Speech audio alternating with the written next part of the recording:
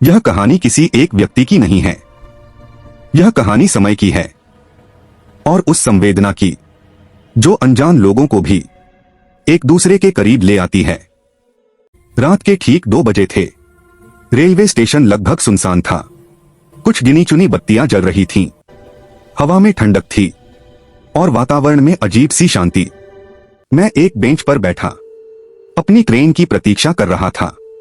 तभी मेरी दृष्टि स्टेशन के एक कोने पर पड़ी।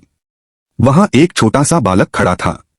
उसके कपड़े मैले थे, पैरों में चप्पल तक नहीं थी और हाथ में एक पुराना फटा हुआ थैला था। वह बार बार स्टेशन की घड़ी की ओर देख रहा था।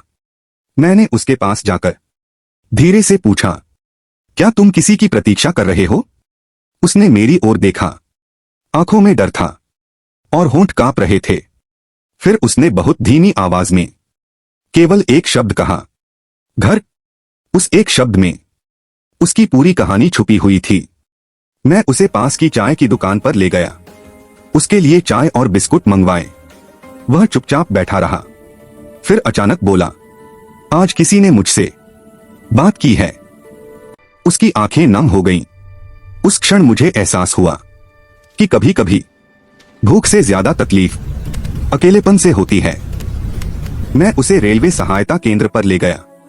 वहां मौजूद कर्मचारियों ने तुरंत पुलिस को सूचना दी। कुछ समय बाद उसके घर का पता मिल गया। पता चला कि वह गलती से गलत ट्रेन में चढ़ गया था।